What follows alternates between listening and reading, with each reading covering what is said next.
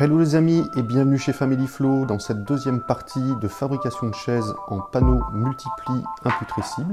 Et si vous n'avez pas vu la première vidéo, je vous invite à aller la voir, elle est en description. Dans la première partie, j'ai démonté les chaises, tracé les premiers percements afin de pouvoir m'aider à découper les morceaux à extruder. Et donc maintenant, on va passer au découpage.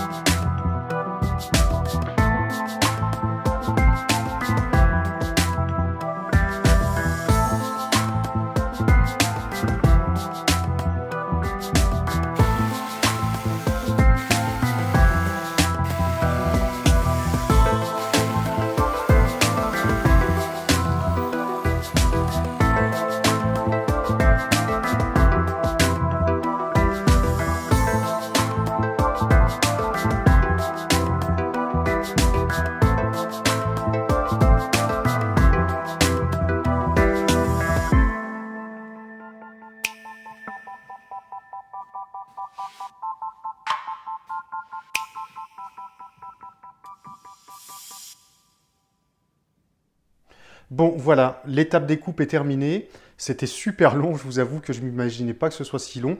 Moi, j'ai choisi de le faire avec la scie sauteuse, tout simplement pour avoir un tout petit peu d'irrégularité, que ce ne soit pas trop précis. Enfin voilà, pour laisser la patte de l'artisan, quoi. Je vous montre ce que j'ai réussi à enlever. Donc là, on a la partie basse que j'ai enlevée sur la partie du dossier en bas. Ici, droite et gauche, bah, c'est les flancs, donc ici. Après, ici, au milieu, c'est l'assise que j'ai pu extruder pareil au milieu. Et puis, bah, bien sûr, les barres qu'on a sur le dossier et puis les deux petits bouts d'arrondi qu'on retrouve tout simplement là-bas. Donc juste après, il va falloir que je passe un coup de défonceuse sur tout ce que j'ai extrudé de partout. En fait, je vais tout faire pour essayer d'alléger vraiment au maximum. Et puis après, bah, à la fin, un petit coup de ponçage. Et puis promis, on passe à la pesée, savoir combien on lui a fait perdre avec ce régime extrusion.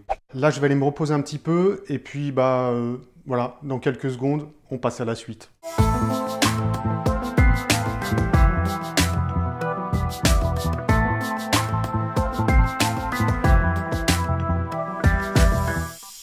Oups, les amis, ce matin, très tôt, il y a eu un orage.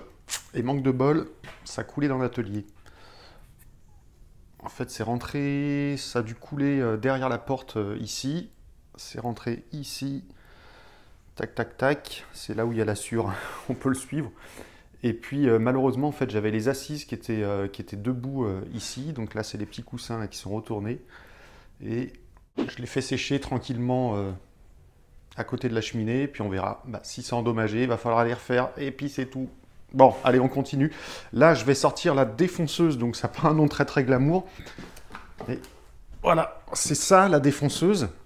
Donc il y a une petite molette qui se trouve là. Et en fait, ça c'est un outil indispensable pour la menuiserie. Parce que ça permet de faire des assemblages, des moulures, toutes sortes de choses. Et donc nous, celle qui nous intéresse, ça va être un tout petit demi-rond, voilà, qui a cette forme-là. Et je vais venir juste créer un arrondi là sur tout ce que j'ai extrudé hier.